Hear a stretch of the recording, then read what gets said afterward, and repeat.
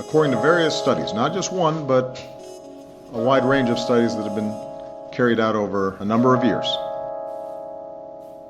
African Americans are 30% more likely than whites to be pulled over.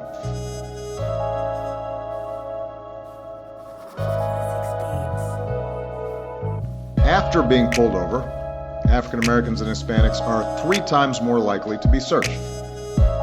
Last year, African Americans were shot by police at more than twice the rate of whites.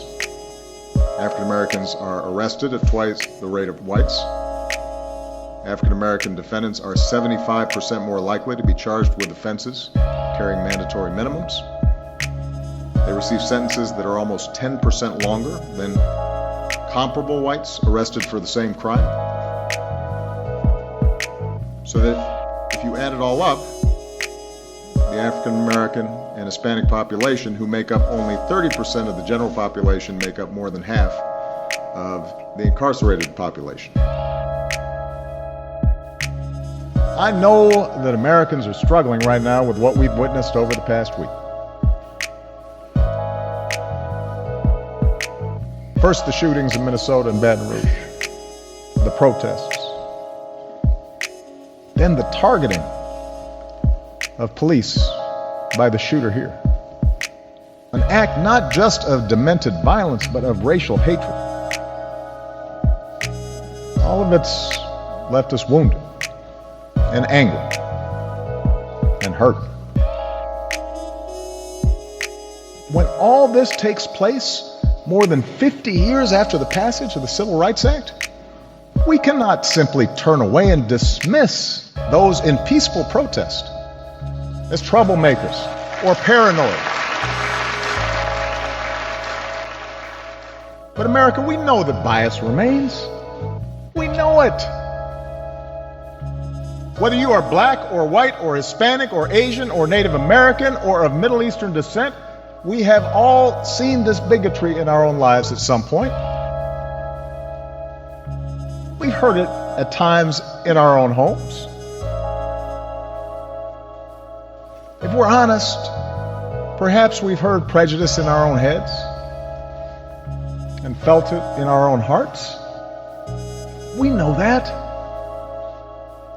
Although most of us do our best to guard against it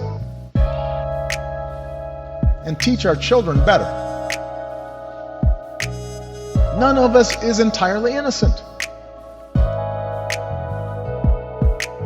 Can we find the character as Americans to open our hearts to each other?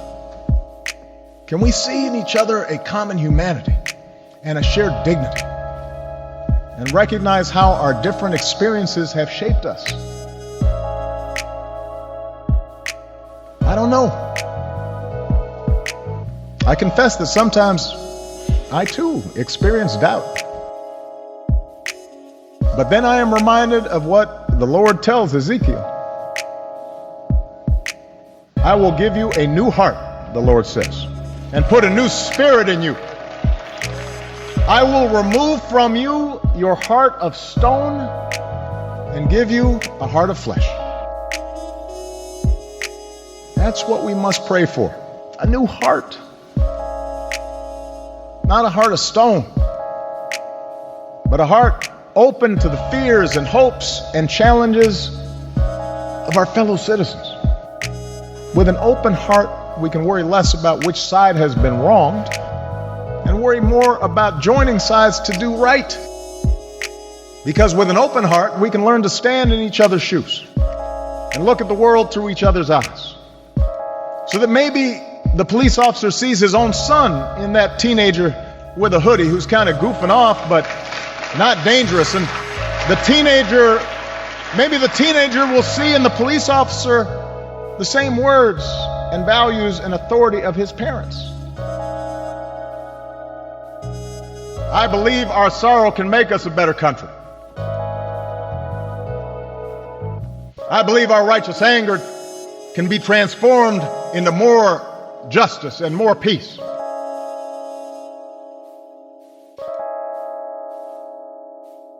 Weeping may endure for a night, but I'm convinced joy comes in the morning.